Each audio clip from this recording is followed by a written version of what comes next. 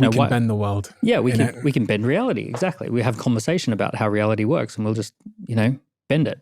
Yeah, and so my question has always been like, where does that come from?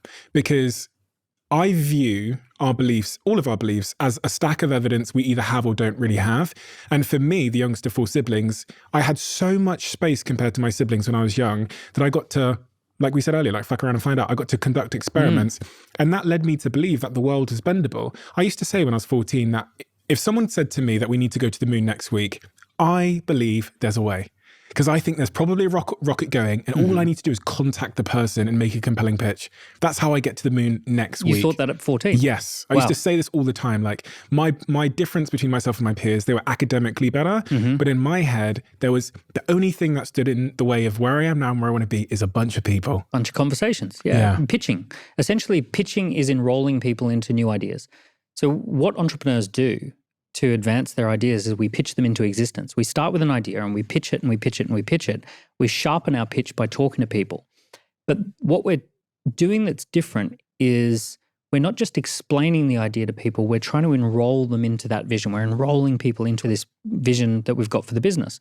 And that process of getting people to do something that they didn't wake up thinking they would do that day is pitching, right? That's one of the first tools that you learn as an entrepreneur. And actually on Dragon's Den, that is the main tool that people are given in order to enroll the dragons into investing or getting involved or not. So where does it come from, I think was your question. I believe it's built into every single individual, that it's an evolutionary function, that essentially at the very base of our brain is this reptile mode, which is fight, flight, freeze, which is rarely appropriate, but in a survival situation probably is appropriate. And then there's autopilot mode, which is essentially just do what you've always done, repeat the past, just get into a loop.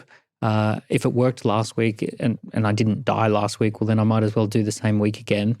And then there's visionary mode, which is what could I do differently? What would be a creative way to solve this problem?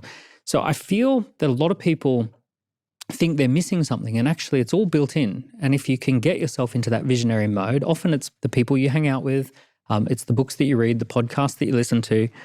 If you can get into that mode, then a lot more becomes possible. You get more IQ points, you get more EQ points, and you see the world in a very different way. The key question there is like, how do you get into that mode? I have a very one-dimensional biased journey, so I'm not sure if my journey is the best one to take notes from. But from what I've seen personally, people are either in some kind of upward spiral towards being more visionary because it's compounding in their favor. They're sending the email and then it's working, which means they have the evidence to send more. They're more likely to send emails with more conviction and more frequency because it worked last time. And then more work, they get more responses. So they send more emails. It's this upward, wonderful, reinforcing spiral upwards. And they become more and more visionary. Like Elon Musk is at the very top now. He's like, spaceships to Mars. Yeah. He's like, chips in your brain that monkeys can control computers with. That's someone at the very top of that visionary cycle. And at the bottom of the reptile cycle is someone who, at work, the CEO says, does anyone want to stand up and share their ideas? And they just slouch back in the chair because they've had their confidence negatively reinforced. Maybe last time they tried, it didn't go bad. Maybe their father or their mother gave them bad feedback one day and they're in this downward spiral where when they do show up, they show up with low confidence. They put in a bad performance. It goes bad.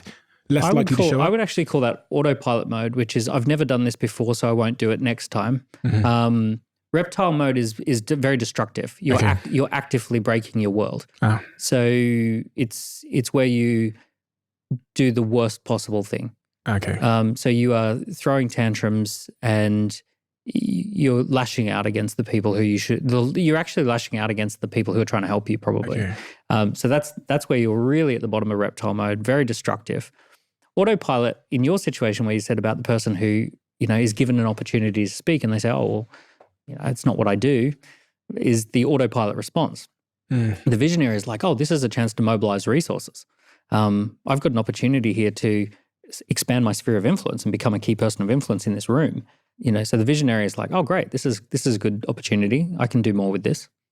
If the pitch is the keys to everything you want to be, Because if we were saying that it's really conversations that stand in the way of where you want to go, and it's the pitch that is essentially the key to wherever you want to go, what are the attributes of a perfect pitch? What are the fundamentals of being an exceptional salesperson pitcher?